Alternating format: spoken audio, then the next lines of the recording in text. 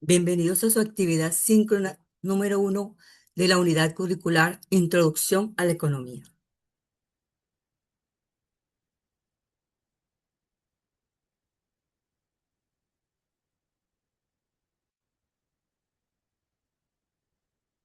A continuación, el plan de evaluación.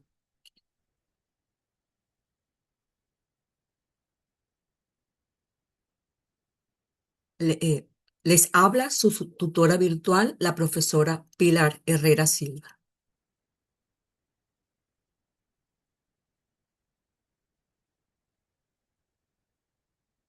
En esta ocasión, desde el punto de vista del plan de evaluación, tendremos 4 evaluaciones,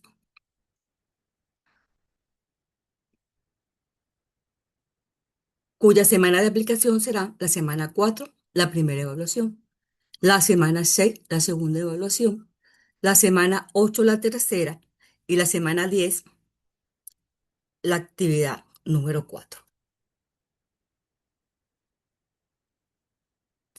En la primera evaluación, pues la unidad de competencia será interpretar las teorías y principios de la ciencia económica.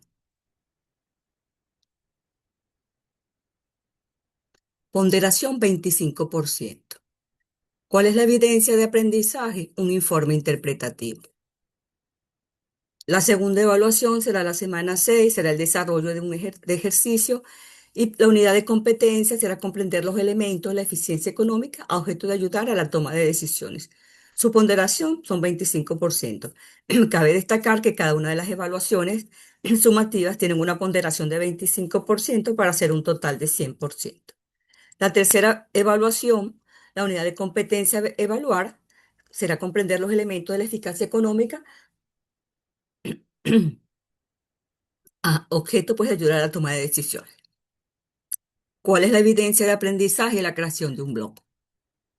Y la unidad de competencia de la evaluación número 4, que se realizará la semana 10, será analizar elementos básicos del mercado con el fin de ponerlos en práctica en diferentes organizaciones.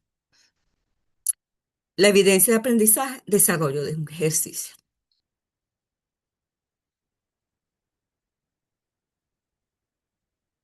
En esta oportunidad, nosotros analizaremos o o hablaré yo, pues,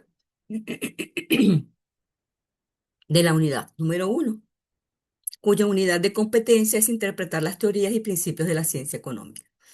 El tema específico de estudio de esta unidad será el principio de la escasez y el problema económico y la economía de colores y la sostenibilidad en el siglo XXI. Ejemplos.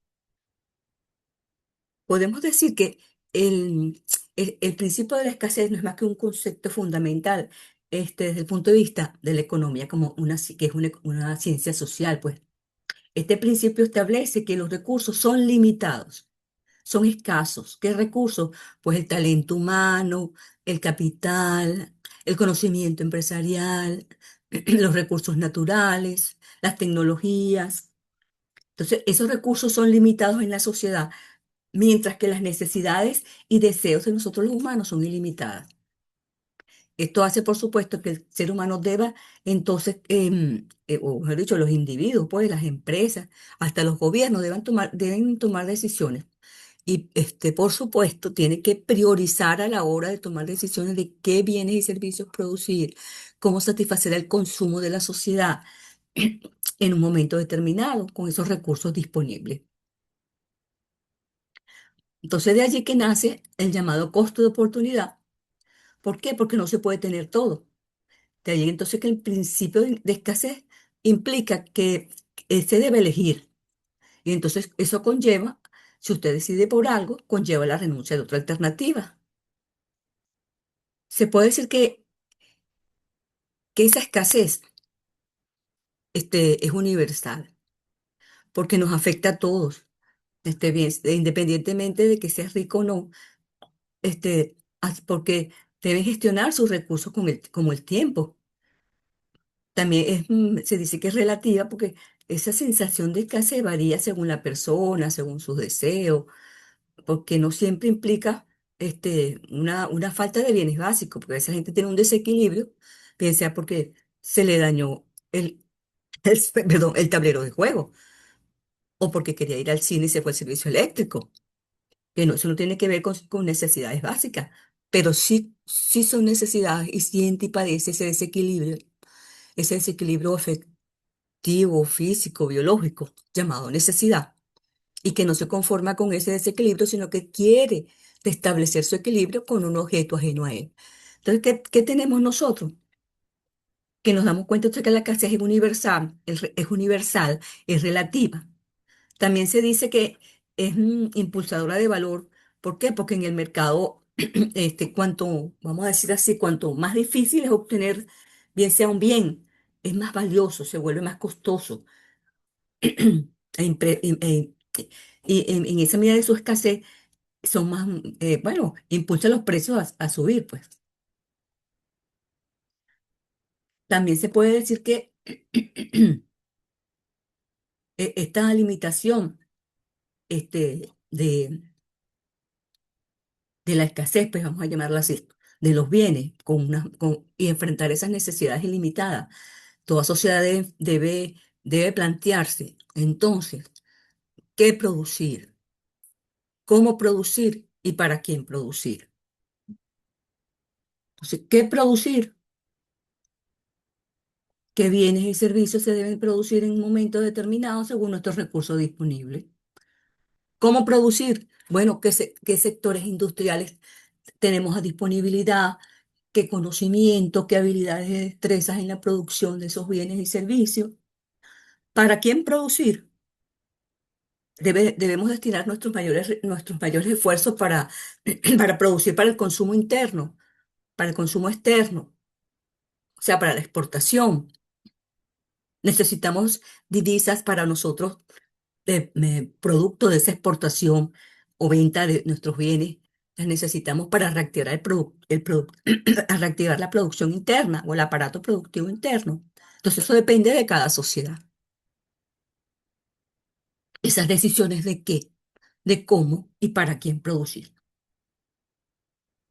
Claro, ese para quién producir no quiere decir que no se, el consumo interno, pues no, que el consumo interno pues no se necesite pues para el consumo interno, sino que no se debe, un momento por favor.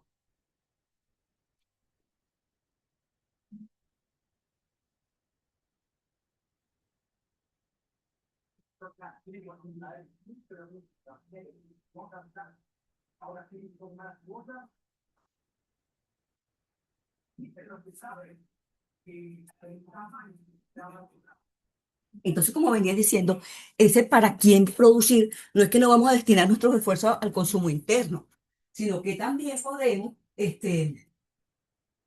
satisfacer nuestras necesidades internas, claro, pero saber que tenemos que hacer un mayor esfuerzo porque dependemos de esas divisas. Eso, por ejemplo, para nuestro país, que somos unos grandes exportadores de bienes, desde ese punto de vista, pues. Entonces, el principio de la escasez no es más que esa limitez que presentan los recursos con esos recursos y que enfrentan las necesidades ilimitadas de los seres humanos. Es importante destacar que eso ocasiona lo que se llama el problema económico. Y ese problema económico no es más que satisfacer esas necesidades con los recursos escasos y que es objeto de estudio de la economía. Entonces la economía lo que hace es administrar de la mejor manera posible y ella como ciencia social, pues hacernos llevar a la satisfacción de esas necesidades ilimitadas y en constante crecimiento de los seres humanos.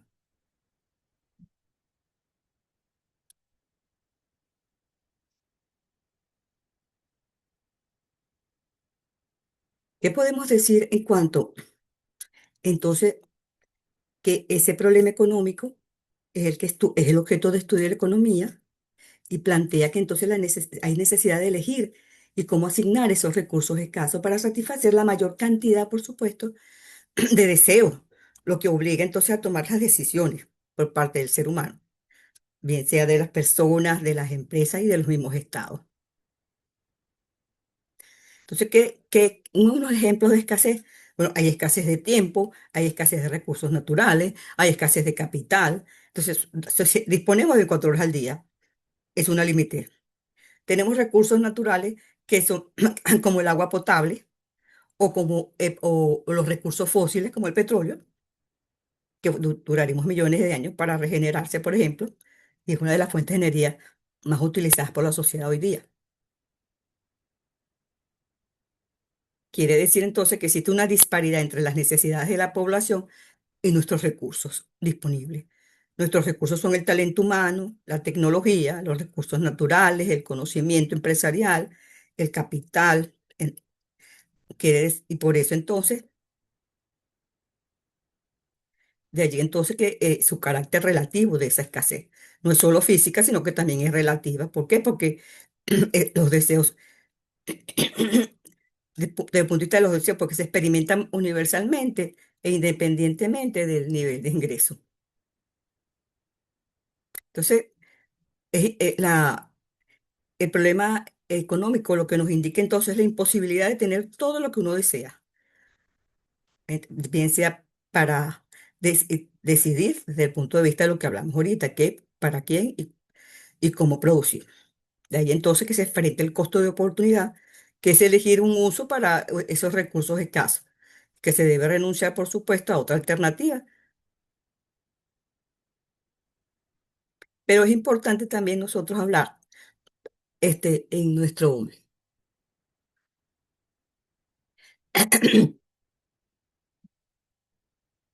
en nuestra, en nuestra clase, pues, entonces de esa universalidad de la escasez, la relatividad, la impulsora de valor y la gestión de recursos.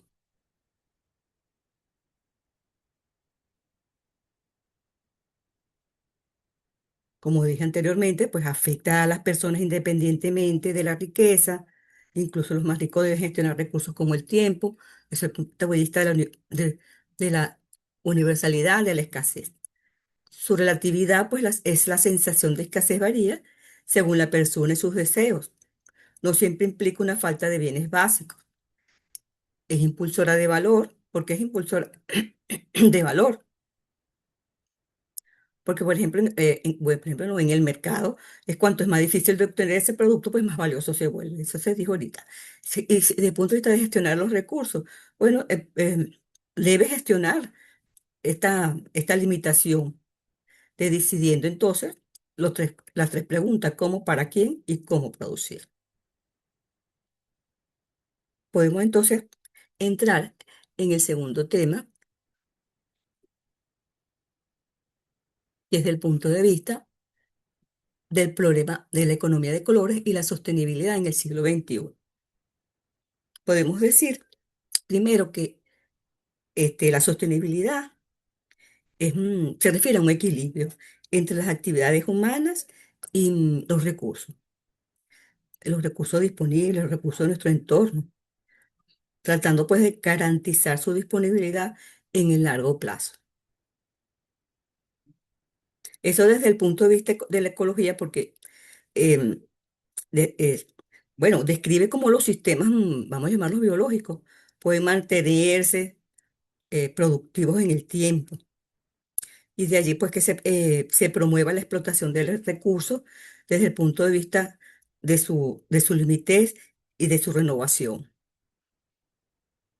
Esta sostenibilidad hoy día ha adquirido mucha importancia, pues es una relevancia dado los problemas que ha originado la producción lineal tradicional, desde el punto de vista del uso excesivo de los recursos para satisfacer consumos superfluos, no solamente es consumos básicos, sino lo que se llama el consumismo, una elevada demanda de bienes y servicios que está por encima de las necesidades realmente básicas.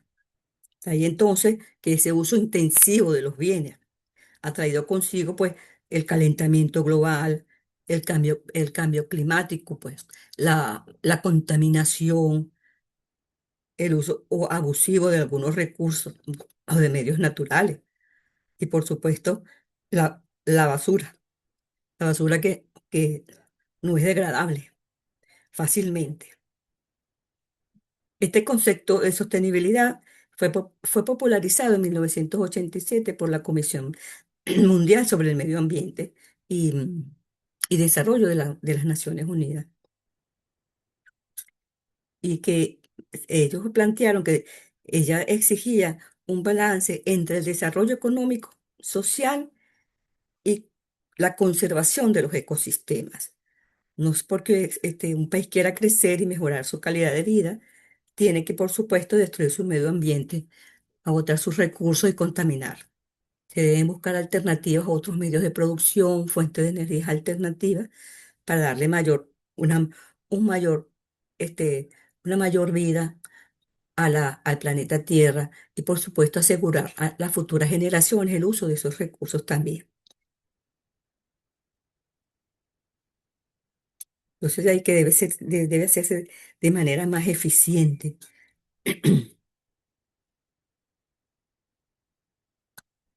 Pero la sostenibilidad tiene ciertas dimensiones.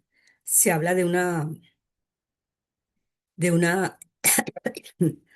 sostenibilidad ambiental, de una sostenibilidad económica, de una sostenibilidad social. Entonces, desde el punto de vista de esa sostenibilidad, este, vamos a llamarlo así, ambiental, ella vamos a decir así, se centra en que es la productividad y esa diversidad biológica en el largo plazo se busque con ella proteger los recursos naturales para las generaciones futuras. De ahí entonces que desde el punto de vista de la sostenibilidad ambiental, se promueva un equilibrio, vamos a llamarlo así, entre el desarrollo humano y la preservación del medio ambiente. Hoy día se puede decir que muchas empresas pues han comenzado a implementar prácticas que son sostenibles en sus operaciones y que contribuyen, por supuesto, a la reducción de lo que se llama la huella ambiental. Y es importante porque no solo se limita a la conservación, vamos a decirlo así, del medio ambiente, de la naturaleza, sino que también se busca una justicia social y una resiliencia económica. Y los impactos, por supuesto, ambientales disminuyen y se protege a las poblaciones más vulnerables.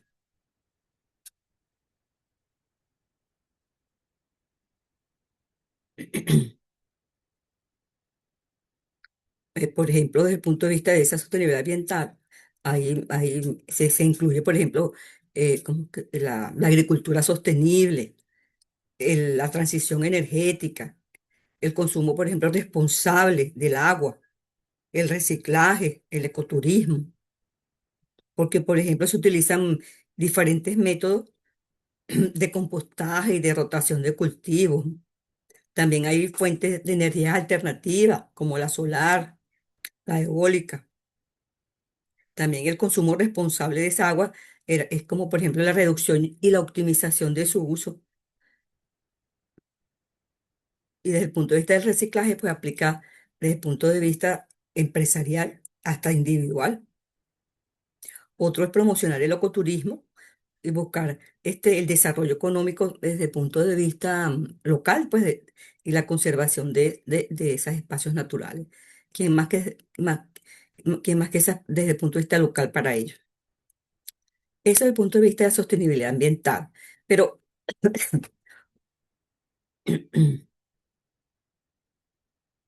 pero otra dimensión es la sostenibilidad económica. Eso de sostenibilidad económica,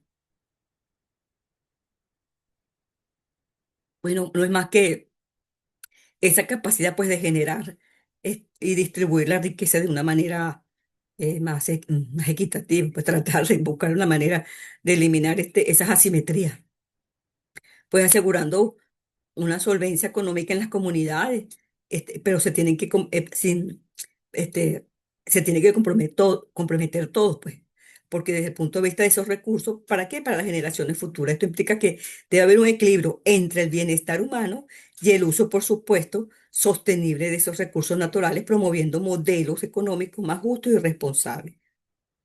Desde el punto de vista de la sostenibilidad política, pues esta es bastante importante porque esta consiste en que se debe garantizar un sistema político justo y democrático, con una estructura, vamos a llamarla así, de poder inclusiva, con una gobernanza que respete tanto los derechos humanos y como los principios de sostenibilidad, que existan normas, reglas de juego, leyes que realmente se cumplan, no solo que se redacten y se aprueben, sino que se cumplan. O sea, que esos marcos jurídicos o esa creación de esos marcos jurídicos que deben ser sólidos y que se deban promover desde el punto de vista de relaciones solidarias entre las comunidades, las regiones y entre los que están dentro del proceso decisorio. ¿Para qué? Para reducir esa desigualdad y mejorar la calidad de vida. Otro, Otra dimensión es la dimensión social. Esa se enfoca en qué? En fomentar pues, los valores y el comportamiento que promueve la equidad social. Es muy importante pues educar a las personas en el cuidado del medio ambiente y la importancia de ello para el futuro. De allí que entonces que existan niveles adecuados de educación y conciencia ambiental. Entonces buscar ejemplos de comunidades resilientes y participativas y que sean capaces de abordar esos desafíos sociales y ambientales de una forma colectiva.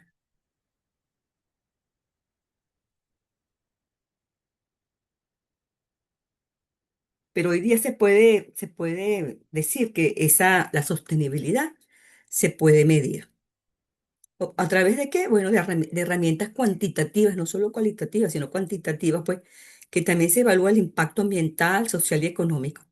Ejemplos de esto tenemos el índice de desempeño ambiental, sus siglas EPI, que es una herramienta de desarrollo que fue desarrollada por la Universidad de Yale. ¿Qué hace ella? Clasifica 180 países según su sostenibilidad y la divide en 11 categorías temáticas y 58 indicadores. ¿Qué evalúa? Bueno, evalúa cosas como la salud ambiental, la vitalidad de los ecosistemas, el cambio climático. Eso ayuda para medir el progreso hacia los objetivos internacionales. Entonces, ¿cuál es el objetivo de esa herramienta? EPI. Bueno, cuantificar el rendimiento ambiental de las políticas nacionales mediante métricas numéricas. Es importante destacar que este índice sustituyó al antiguo índice de sostenibilidad ambiental S y se pasó de una medición, vamos a llamarla así, de sostenibilidad relativa a una orientada a resultados. Otra forma de medir esa sostenibilidad es el llamado triple resultado, que no solamente mide el impacto en términos económicos, sociales y ambientales, sino que mide el impacto en términos económicos, sociales y ambientales, no solamente desde el punto de vista del medio ambiente, sino económicos, sociales y ambientales. Es un banco de sostenibilidad empresarial que mide el éxito no solo de los beneficios económicos, sino también que se dice el impacto social y ambiental. Y está en función de eso, vamos a llamarlo así, de tres pilares, de las personas, que es lo social, el planeta, que es el ambiente, y los beneficios, que es el punto de vista económico.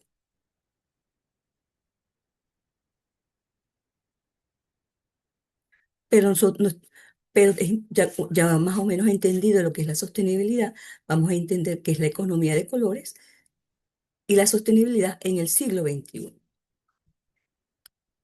Eso de la economía de colores es vamos a llamarlo así, un marco metafórico, conceptual, que está muy alineado con esa sostenibilidad del siglo XXI, porque clasifica, esta economía de colores clasifica las diferentes actividades económicas desde el punto de vista de la actividad que se va a realizar específicamente y que busca pasar de un modelo lineal, porque busca que la sociedad pues, pase de un sistema de producción lineal que es tomar, hacer y desechar, o sea, pasar por la fase de obtener los recursos, producirlos, distribuirlos, viene el consumo, ya con el bien terminado, con su utilidad o la capacidad de satisfacer la necesidad, ya el producto elaborado, pero ese producto que es elaborado en muchas ocasiones también es contaminante y a su vez, una vez utilizado y ya cumplió su función de consumo, pues también es un material de desecho.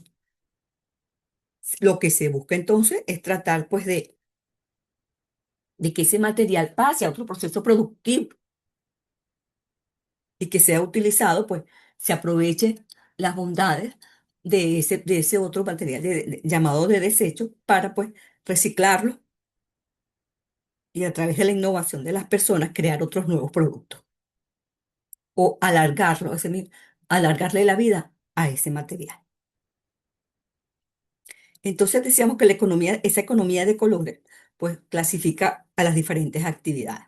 Tenemos, por ejemplo, la economía verde, que es ecológica y de bajas emisiones, que se centra pues en la armonía con el medio ambiente, reduciendo riesgos ambientales y escasez ecológica. ¿Qué busca? Pues busca neutralizar el uso, por ejemplo, se busca neutralizar pues el carbono y el uso de energías renovables. Como por ejemplo que, bueno, los parques eólicos y las plantas solares fotovoltaicas. También es un ejemplo desde el punto de vista del transporte, de la actividad de transporte, movilidad eléctrica, sistema de transporte público limpio. Desde el punto de vista de edificación, bueno, una arquitectura sostenible con materiales ecológicos. Hay techos en los cuales hay plantas solares allí, en esos edificios. Desde el punto de vista de otra economía de colores, por ejemplo, la economía azul, que es la marina y sostenible, esta lo que trata después es de gestionar de manera sostenible los mares y océanos, que son los motores de la economía, como motores de economía, pues que busca maximizar el valor de los recursos marinos sin dañar su ecosistema. Un ejemplo, la acuicultura sostenible, como es el cultivo de peces y algas que no dañen tratando de no dañar el ecosistema marino. Tenemos también la energía maremotriz, que es generar energía a partir de las mareas. Otro ejemplo es que hay empresas que recogen plásticos marinos para su reciclaje a través de la actividad de la limpieza oceánica. Se utilizan esos materiales como reciclaje. También tenemos la economía naranja, que es desde el punto de vista de la creatividad y la cultura, que engloba la propiedad intelectual, las industrias culturales y artísticas, que convierte, por ejemplo, el talento y la creatividad en empleos y desarrollo sostenible. Un ejemplo es diseño y moda. Existe moda en que se utilizan materiales reciclados. Hay industrias creativas que producen, desde el punto de vista de producción de cine y desarrollo de videojuegos y arte que promueven mensajes de sostenibilidad. O sea, contribuyen pues, desde el punto de vista de la comunicación y de la educación ambiental.